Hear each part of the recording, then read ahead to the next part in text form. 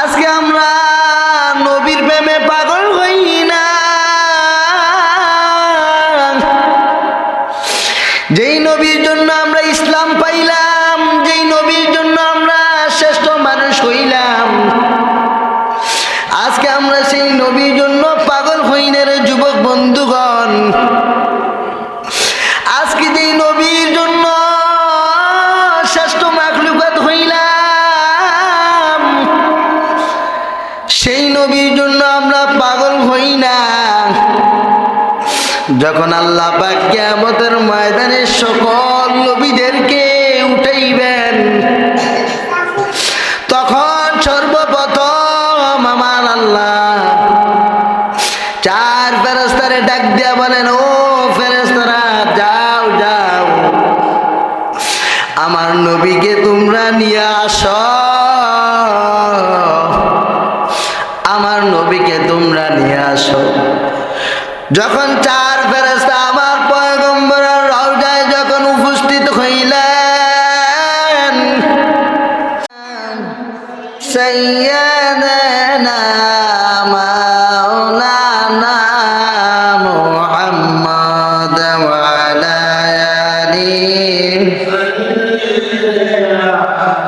মাওলানা মুহাম্মদ লা ইলাহা ইল্লাল্লাহ লা ইলাহা ইল্লাল্লাহ লা ইলাহা ইল্লাল্লাহ লা ইলাহা ইল্লাল্লাহ লা ইলাহা ইল্লাল্লাহ লা ইলাহা ইল্লাল্লাহ লা ইলাহা ইল্লাল্লাহ লা ইলাহা ইল্লাল্লাহ লা ইলাহা ইল্লাল্লাহ লা ইলাহা ইল্লাল্লাহ।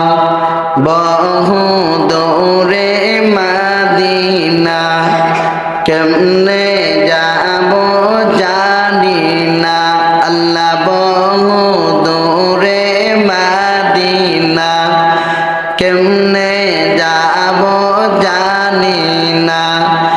দয়াল আল্লাহ দয়া করো, দয়াল আল্লাহ দয়া করো, নসিব করো মদিনায় লা ইলাহা ইল্লাল্লাহ লা ইলাহা ইল্লাল্লাহ লা ইলাহা ইল্লাল্লাহ লা ইলাহা ইল্লাল্লাহ মুহাম্মাদুর রাসূলুল্লাহ সাল্লাল্লাহু আলাইহি ওয়াসাল্লাম। সুবহানাকা লা ইলমা লানা ইল্লা মা 'আল্লামতানা ইন্নাকা আনতাল আলিমুল হাকীম। قال رب اشرح لي صدري ويسر لي أمري واحلل عقدة من لساني يفقهوا قولي। আলহামদুলিল্লাহ, আল্লাহ পাকের দরবারে অসংখ্য শুকরিয়া যে মহান রব্বুল আলামিন আমাদের সকলকে এই পবিত্র জুমার দিনে আল্লাহ পাকের ঘরে আসার এবং বসার তৌফিক দান করেছেন। এই জন্য আমরা মালিকের দরবারে কালিমাতুর শুকুর আদায় করি, আলহামদুলিল্লাহ। যারা এখনো দোকানপাটে বাড়ি ঘরে ঘুরতেছেন, আল্লাহ পাক তাদেরকে আল্লাহ পাকের ঘরে আসার এবং বসার তৌফিক দান করুন। ইবাদত করতে হলে আল্লাহ পাকের তৌফিক লাগে, তৌফিক ছাড়া মনে চাইলে আল্লাহ পাকের ইবাদত করা যায় না, যদি আল্লাহ পাক তৌফিক না করে। কত মানুষ দেখবেন হজে যাওয়ার জন্য নিয়ত করছে, বিমানে উঠছে, এই টাইমে হার্ট অ্যাটাক করে গেছে, তার হজে যাওয়ার সৌভাগ্য হয় নাই। কত মানুষ দেখবেন এই যে আমাদের আগামী যে ইজতেমার কাজ চলতেছে, কত মানুষ দেখবেন যাওয়ার জন্য নিয়ত করছে, কিন্তু যদি আল্লাহ তৌফিক না করেন হাজারো চেষ্টা করবেন কিন্তু যাইতে পারবেন। লক্ষ লক্ষ মানুষের সমাগম, কোনো পোস্টার নাই, মাইকিং নাই, এলান নাই, লক্ষ লক্ষ মানুষের সমাগম আল্লাহ পাক টঙ্গীর ময়দানে লক্ষ লক্ষ মানুষ, সারা বিশ্বে থেকে লক্ষ লক্ষ মানুষ আয়া টঙ্গীর ময়দানে হাজির হয়। যাদেরকে আল্লাহ পাক তৌফিক দেয় তারাই যাইতে পারে, আল্লাহ পাকের তৌফিক ছাড়া ইবাদত করা সম্ভব না। যেমন টাকা থাকলে যেমন মক্কা শরীফ যাওয়া যায় না যদি আল্লাহ পাক তৌফিক না করেন, তেমনি নিজের ইচ্ছা থাকলেও ইবাদত করা যায় না যদি আমার আল্লাহ পাক তৌফিক না দেয়। জোরে বলেন সুবহানাল্লাহ। তো আমি যে আয়াতে কারিমা পাঠ করেছি, আল্লাহ পাক কোরআনে কারিমে বলেন, ইয়া আইয়ুহাল্লাযীনা আমানু কু আনফুসাকুম ওয়া আহলিকুম নার।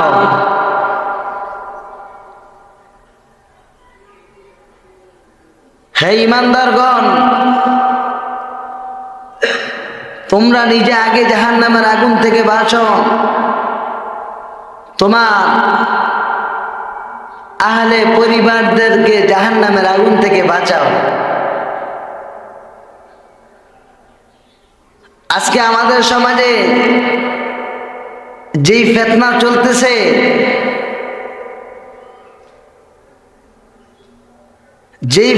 চলতেছে,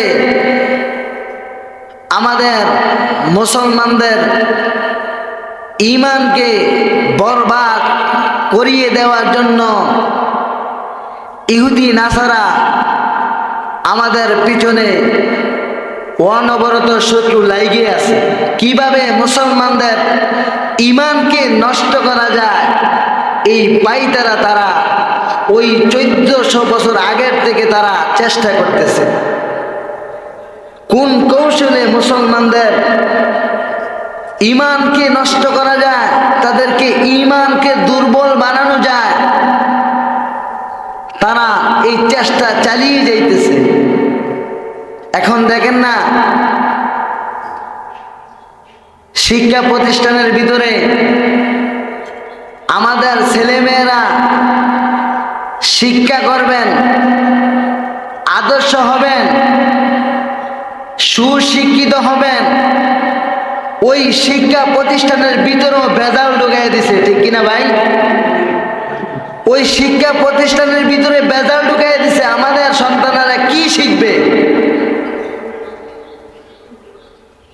আমাদের সন্তানেরা কি শিখবে? এটা একমাত্র ইহুদিদের একটা কালচার। মুসলমানদের সন্তানদেরকে কিভাবে ছোট থেকে তাদেরকে ঈমানি দুর্বল বানানো যায়, তাদের ঈমানকে কিভাবে নষ্ট করা যায়, তারা ওই চেষ্টা চালিয়ে যাইতেছে। কিন্তু আমাদের দায়িত্ব, আমরা আগে নিজে জাহান্নামের আগুন থেকে বাঁচবো, আমাদের আহলে পরিবারদেরকে জাহান্নামের আগুন থেকে বাঁচাবো, এটা আমাদের দায়িত্ব। আজকে দেখা যায় আমি নামাজ পড়ি ঠিক, আমার বিবি নামাজ পড়ে ঠিক, কিন্তু আমার সন্তান নামাজ পড়ে না, আমার মেয়ে নামাজ পড়ে না, আমার মেয়ে রাস্তাঘাটে কিন্তু আমি নামাজ পড়ি ঠিক। ভাই দোস্ত বুজুর্গ, আপনার ওই ইবাদতে কোনো কাজে আসবে না যদি আপনার সন্তান দিনদারি না হয়। কেননা আপনি তাকে খারাপ কাজে সাপোর্ট দিতেছেন, এই কারণে আপনার সন্তান নষ্ট হইতেছে। এই কারণে আপনার সন্তান নষ্ট হইতেছে। একটা মুমিনের দায়িত্ব সৎ কাজে আদেশ এবং অসৎ কাজকে নিষেধ করা। আমরা কেউ কি ইমানি দায়িত্ব নিয়ে অসৎ কাজে নিষেধ করছি? নিষেধ করি নাই। আরো আমরা তাকে অসৎ কাজ করার জন্য আমরা তাকে সাহস দিতেছি। মনে রাখবেন, হযরত লূত আলাইহিস সালাতু ওয়াস সালাম নবী ছিলেন, তার বিবি ছিলেন নবীজি স্বামী, কিন্তু নবীর স্ত্রী হয়েও আল্লাহ পাকে জান্নাত পায় নাই। জোরে বলেন নাউজুবিল্লাহ। নবীর স্ত্রী হয়েও আল্লাহ পাকের দিদার পায় নাই। ওই যে তিনি হযরতে লূত আলাইহিস সালাতু ওয়াস সালামের বিবি ছিলেন, তিনি খারাপ কাজকে সাপোর্ট করতেন। এই কারণে আল্লাহ পাক ওই লূত আলাইহিস সালাতু ওয়াস সালামকে উম্মতকে যেইভাবে ধ্বংস করছে, ওইভাবে লূত আলাইহিস সালাতু ওয়াস সালামের বিবিকে আল্লাহ পাক ধ্বংস করে দিয়েছে। জোরে বলেন নাউজুবিল্লাহ। আজকে আমাদের প্রত্যেকটা মুমিনের দায়িত্ব সৎ কাজকে আদেশ করা এবং অসৎ কাজকে নিষেধ করা। আমার সন্তান নামাজ পড়ে না, তাদেরকে নামাজের জন্য আহ্বান করা। আমি নিজে নামাজ পড়ি, আমার সন্তানকে যেইভাবে কৌশলে পারি আমি তাকে দিনদার বানানো, এটা আমার দায়িত্ব। আমি আগে নিজে জান্নাতে চলে যাব, আমার সন্তান জাহান্নামের দিকে অগ্রসর হইতেছে। তুমি কি করে ভাবলা তুমি আগে নিজে ইবাদত করে তোমার জান্নাতে চলে যাবে, এদিক দিয়া তোমার সন্তান জাহান্নামের দিকে অগ্রসর হইতেছে। তোমার সন্তান যেই শিক্ষা গ্রহণ করতেছে তুমি সেটা তালাশ করো না, তুমি সেটা তালাশ করো না। বেগানা পুরুষ তোমার মেয়েকে দেখতেছে, তুমি সেইটা খবর নেও না, তুমি নিজে থেকে নামাজ পড়ো। হযরত নূহ আলাইহিস সালাতু ওয়াস সালাম হযরত লূত আলাইহিস সালাতু ওয়াস সালামের উম্মতরা এমন ছিলেন, তারা পুরুষে পুরুষে জিনা করত। জোরে বলেন নাউজুবিল্লাহ। আমাদের সমাজে আজকে দেখা যায় আমাদের শিক্ষা প্রতিষ্ঠানের ভিতরে এমন বেজাল ঢুকিয়ে দিচ্ছে,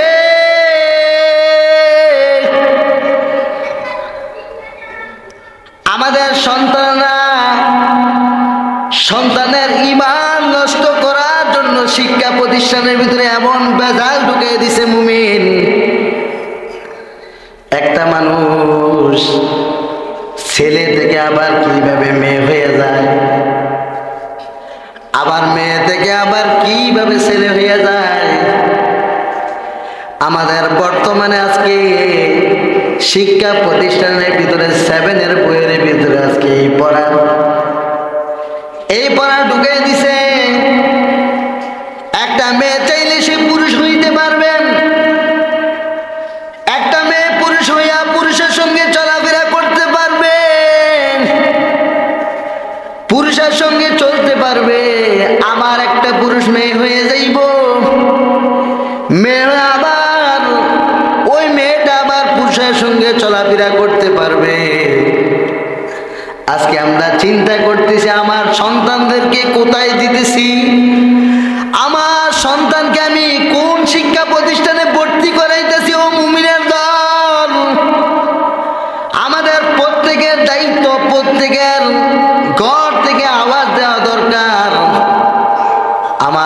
সন্তানরা কি শিখতেছে, কি আদর্শ শিখতেছে, কি শিখতেছে আর কি আদর্শ শিখতেছে। হযরতে নূহ আলাইহিস সালাতু ওয়াস সালাম, হযরতে লূত আলাইহিস সালাতু ওয়াস সালামের জমানায় এমন ছিলেন, তারা ছেলে ছেলে অবৈধ কাম করতেন, ছেলে ছেলে মিলামেশা করতেন। হযরত লূত আলাইহিস সালাতু ওয়াস সালামকে তারা মারে নাই। হযরত লূত আলাইহিস সালাতু ওয়াস সালাম বলতেছেন, তোমরা যে অবৈধ কাজ করতেছে সেটা তো ভালো না,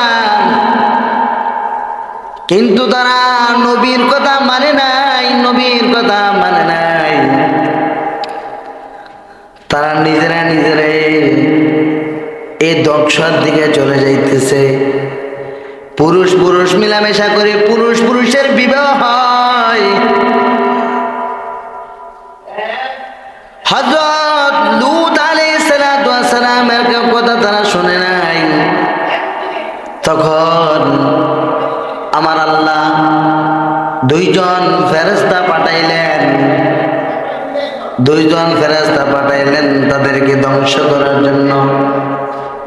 ফেরেশতারা যুবক বেশে গেছেন, যুবক বেশে সবে মাত্র তাদের পাও যৌবনের দিকে যাইতেছে, যুবক বসে আল্লাহ পাক তাদেরকে মানুষের শুরুতে পাঠাইছেন। হযরতে লূত আলাইহিস সালাতু ওয়াস সালামের জমানার মানুষেরা তাদের পিছু নিয়ে গেছেন। আমাদের সমাজে আজকে এমন দেখা যায়, আমাদের যুবক ভাইয়েরা সুন্দর সুন্দর নারী দেখলে যেমনই তাদের পিছু নেয়। হযরতে লূত আলাইহিস সালাতু ওয়াস সালামের জমানায় যখন আমার আল্লাহ ফেরেশতা পাঠাইলেন, ওই যুবক বেশে যখন ফেরেশতা পাঠাইলেন, তখন ওই লূত আলাইহিস সালাতু ওয়াস সালামের উম্মতেরা তাদের পিছু নিছেন, তাদের সাথে মেলামেশা করার জন্য ঘুরতেছেন। আর নূহ আলাইহিস সালাতু ওয়াস সালামকে বলে, ওই দুইজন যুবককে আমাদেরকে দিয়ে দাও, আমরা তাদের সাথে মেলামেশা করি, আমাদের সাথে দিয়ে দাও। হযরতে লূত আলাইহিস সালাতু ওয়াস সালাম বলেন, আমি চাইলে আমার মেয়েকে তোমাদের সঙ্গে বিবাহ দেব, তবে ওই মেহমান মানুষ আইছে, আল্লাহর মেহমান মানুষ আইছে, তোমরা তাদের সঙ্গে খারাপ আচরণ কইরো না, তোমরা তাদের সঙ্গে অবৈধ আচরণ কইরো না। হযরতে লূত আলাইহিস সালাতু ওয়াস সালামের কথা শুনে নাই।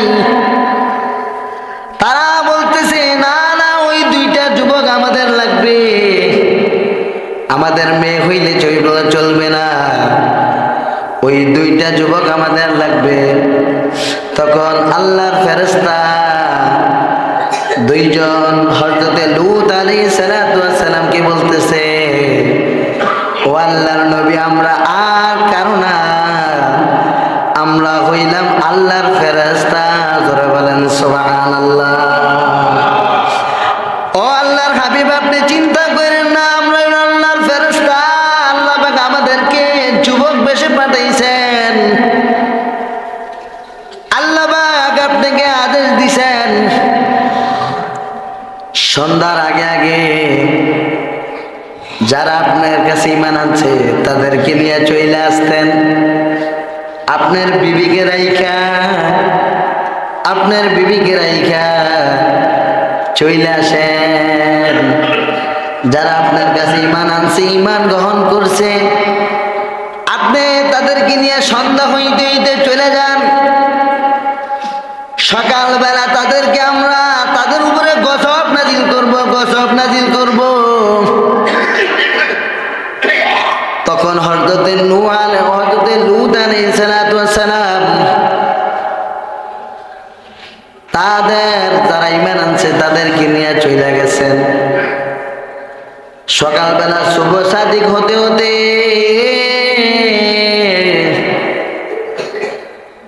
ফেরেশতারা তাদের এক হাতে পুরা জমিন নিয়ে গেছেন। জোরে বলেন সুবহানাল্লাহ। তাদেরকে ধ্বংস করবে একটা মাত্র কারণ, একটি মাত্র কারণ, তারা ছেলে ছেলে জিনা করত, ছেলে ছেলে অবৈধ কাজ করত। আমার আল্লাহ সহ্য করতে পারে নাই। হযরত লূত আলাইহিস সালামের কথা শুনে নাই। আমার আল্লাহ পাক ফেরেশতা পাঠাইছেন তাদেরকে ধ্বংস করার জন্য। আবার আমার আল্লাহ পাক বলে দিয়েছেন, আমার নবীকে বলবা, আমার নবীকে বলবা, যারা আমার নবীর হাতে কালিমা গ্রহণ করছে তাদেরকে নিয়ে সন্ধ্যার আগে আগে চলে যাওয়ার জন্য, সন্ধ্যার আগে আগে চলে যাওয়ার জন্য। আর বলবা তার বিবি যখন না যায়, কেন তার বিবি না যায়, কেন তার বিবি না যায়? ওই সময় তারা ছেলে ছেলে অকর্ম করত, ছেলে ছেলে জিনা করত। তখন নবীর স্ত্রী অসৎ কাজে নিষেধ করে নাই, তিনি আরো খারাপ কাজে মানুষকে সাপোর্ট করতেন। এই কারণে যখন ফেরেশতারা সুবে সাদিক হতে হতে হযরতে লূত আলাইহিস সালামের উম্মতদের সকলকে আল্লাহ পাক ধ্বংস করে দিয়েছেন। জোরে বলেন সুবহানাল্লাহ। তারপরে হযরতে লূত আলাইহিস সালাম আয়েশা দেখলেন সব সাগর আর সাগর, সব ধ্বংস করে দিছে। একমাত্র আল্লাহর হুকুম নবীর তরিকা অনুযায়ী না চলার কারণে তারা নবীর কথা শুনে নাই, আল্লাহর রাসূলের কথা শুনে নাই। এই কারণে আল্লাহ পাক তাদেরকে গজব দিয়া ধ্বংস করে দিছে। আমাদের সমাজে দেখা যায় আজকে আমাদের যুবককে এমন বাজে শিক্ষা দিতেছে, আমাদের যুবককে ধ্বংসের দিকে ফালাইয়া দিতেছে। রে যুবক, আমরা নিজে টের পাই না, আমাদের যুবককে ধ্বংস করে দিতেছে, ধ্বংসের দিকে নিয়ে যাচ্ছে। আমাদের ইমানি দায়িত্ব, আমার আল্লাহ পাক বলেন, আমার আল্লাহ পাক বলেন, ও ইমানদারের দল, ও ইমানদারের দল, তোমরা নিজে আগে জাহান্নামের আগুন থেকে বাঁচো, তোমার আহলে পরিবারদেরকে জাহান্নামের আগুন থেকে বাঁচাও।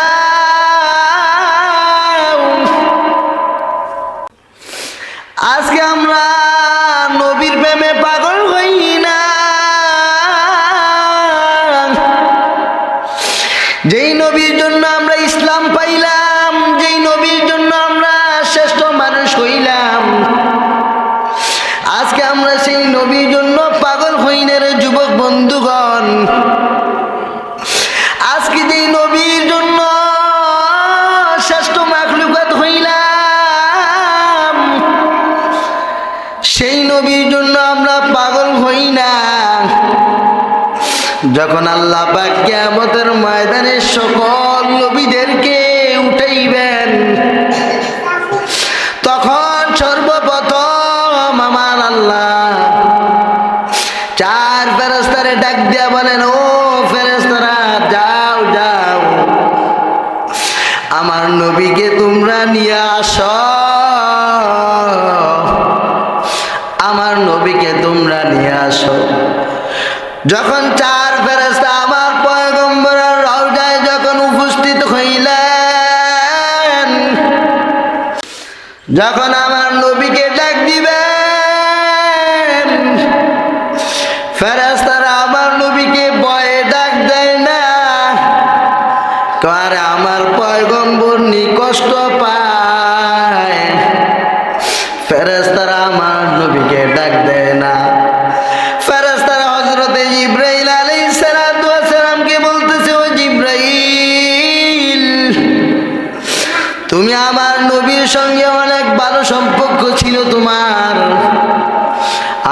নবীকে তুমি ডাক দাও, আমার নবীকে তুমি ডাক দাও, আমার নবীকে তুমি ডাক দাও। যখন হযরত জিবরাইল আলাইহিস সালাতু ওয়াস সালাম আমার নবীকে যখন ডাক দিলেন, আমার নবীকে ডাক দেওয়ার সঙ্গে সঙ্গে আমার নবী উঠে গেলেন। উইটা আমার পয়গম্বর বলতেছে, আমার উম্মত কো, আমার উম্মত কো। আমার নবী ডাক দেয়া বলে, আমার উম্মত কো,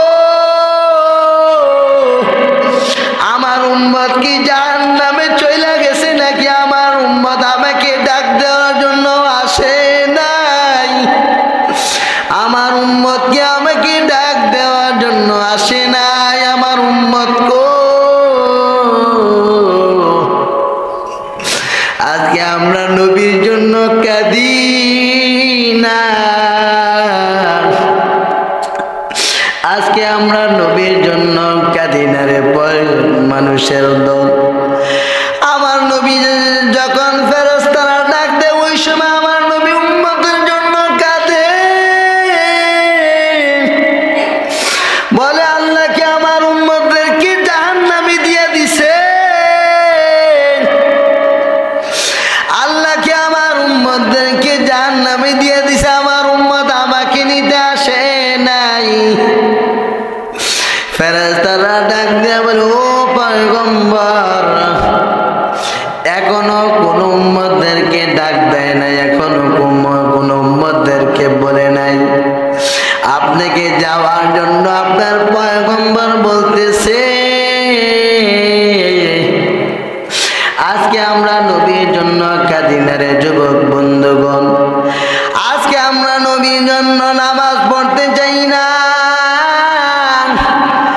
আজকে এমনও দেখা যায় ইমাম সাহেব একা একা নামাজ পড়ে, মুসল্লিদের কোনো খবর নাই।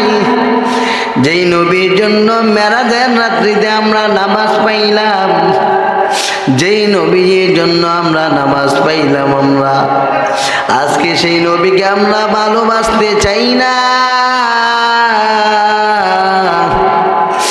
আমার আল্লাহর হাবিব হাদিস শরীফে বলেন, ও দুনিয়ার মানুষেরা শোনো, যতক্ষণ না পর্যন্ত আমি নবীকে তোমার জানের চাইতে ভালো না বাসবা, ততক্ষণ পর্যন্ত তুমি প্রকৃত মানে মুসলমান হইতে পারবা না। জোরে বলেন সুবহানাল্লাহ।